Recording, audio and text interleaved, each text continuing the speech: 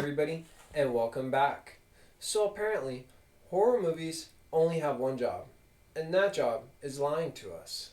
Today, we're going to be taking a look at 5 trailers that had us thinking we were in for something terrifying, artistic, or at the very least, coherent.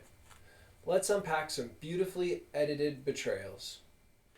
Number 5, Deadly Friend, 1986. Trailer vibe. A moody teen drama meets cutting-edge sci-fi. A misunderstood genius. A robot sidekick. A tragic death.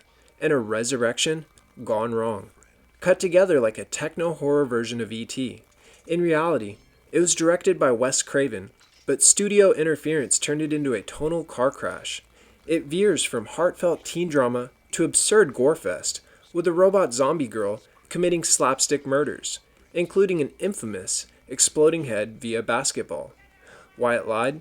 The trailer tries to merge Spielbergian sentiment with slasher shock, but the full film plays like someone tried to tape over the Goonies with Reanimator and left the remote in the microwave. Number 4, Maximum Overdrive, 1986. Trailer vibe.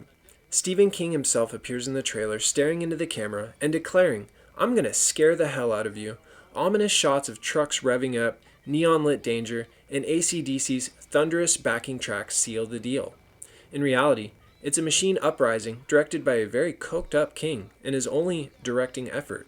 The plot is nonsense, the acting is stiff, and the tone lurches between comedy and chaos. A soda machine kills a man, a steamroller flattens a kid. Wyatt lied. King's presence and the serious tone of the trailer promise a chilling horror story. What we get is Mad Max meets Looney Tunes on a sugar rush. The scariest part is King's own admission that he doesn't remember making it. Number 3, Friday the 13th Part V, A New Beginning. Jason's not back, but trauma is. Tommy Jarvis is older now, but still dealing with some pretty unresolved grief from that whole killed Jason with a machete as a child thing. He's sent to a halfway house in the woods to recover, but wouldn't you know it, people start getting slashed again. It's the hockey mask, it's the machete, but it's not Jason. It's a paramedic named Roy out for revenge over his son's death. It's less supernatural slasher, more grief-fueled identity theft. Number 2, My Bloody Valentine, 1981. Trailer vibe. A masked miner stalks lovers on Valentine's Day. Tons of blood, guts, and dread in a Canadian mining town. Gritty, grimy, and gory. Reality. The MPAA cut the film to ribbons. Most of the gore teased in the trailer, including gruesome deaths, were completely removed. It's more of a romantic suspense with light murder than a full slasher. Wyatt lied. The original trailer used uncut footage and leaned into the splatter factor, but the final cut neutered the horror for a theatrical release. You came for carnage, and instead got a Valentine's Day card with a paper cut. Number 1, Troll 2, 1990. Trailer vibe. Slow zooms, creepy forests, and children whispering warnings. Sinister townsfolk, and goblin-like creatures. Eerie atmosphere teased a folklore horror film with psychological undertones. Reality. Not a single troll. The goblins are vegetarian. The acting is gloriously awful. The dialogue was written by non-native English speakers, and it features the most infamous line delivery in horror history. "You can't piss on hospitality."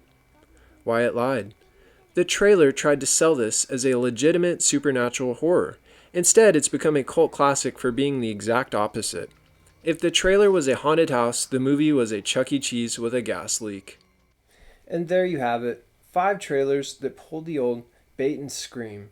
Proof that with the right editing and a spooky violin screech, you can sell anything. If you've ever been lured in by a trailer, only to question your life choices 20 minutes into the movie, you're not alone. Drop your favorite cinematic scam in the comments. And if you're there, you could leave a like, and hell, you could even subscribe. Anyways, I hope you enjoyed this top 5, and I'll see you all in the next one.